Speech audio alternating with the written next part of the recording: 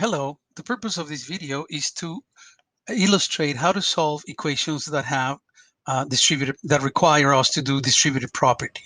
Equations like this, where we have a bracket somewhere, and the first step is for us to distribute whatever we have outside the bracket.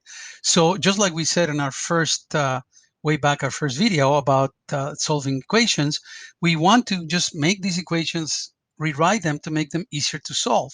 So we're going to begin by just doing our distributive property. And we notice that the 4 multiplies the x and the negative 3 inside the bracket. So when we distribute the 4, we end up with 4 times x and 4 times negative 3, which is negative 12. On the left side equals the same thing on the right side, 15x plus 21. And at this point, this looks a lot like our cups and cubes equations that we've solved before.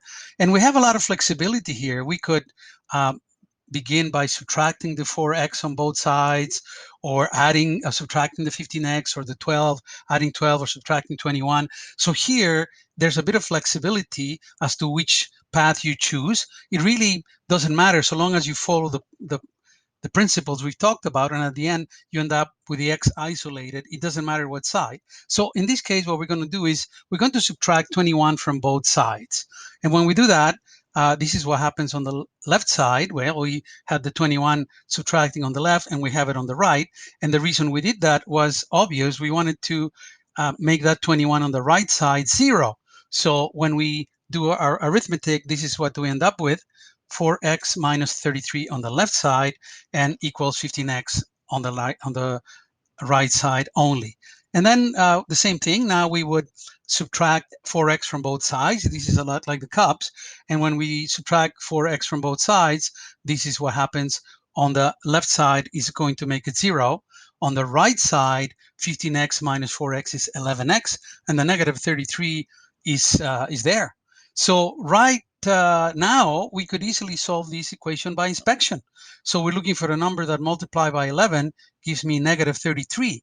So I can probably figure that the number I'm looking for is negative 3. But if I wanted to be more detailed, I guess, I could divide by both sides by 11, and I end up with something like this, and that is my answer. So we made an equation that looked more complicated, easier every step. And our critical part was the first step, where we distributed the 4. And if we have equations similar to this, take a look. This, of course, looks a bit more daunting, but basically it is the same principle. We have distributive property that we have to do on both sides. So we're going to rewrite it the same way. What we're going to do first, in this case, will be just to distribute the negative 3 on the left side, and we can do at the same time the distribution for the 2 on the right side. So right now, I'm not balancing the per se the equation. All I'm doing is simplifying the expression on the left and on the right.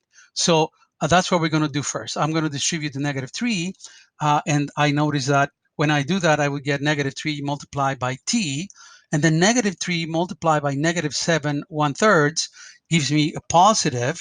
And when I do 3 multiply and 3 divide, that becomes 1. So I end up with positive 7. And on the right side, when I distribute the 2, I end up with 2t plus 12. And again, these type of equation we've done before. It looks like the cups and cubes. We have a lot of choices to see what step we do next. We tend to want to keep away from negative numbers, but it doesn't matter. So we're going to do these. We're going to add 3t to both sides to make the 3t on the left side 0.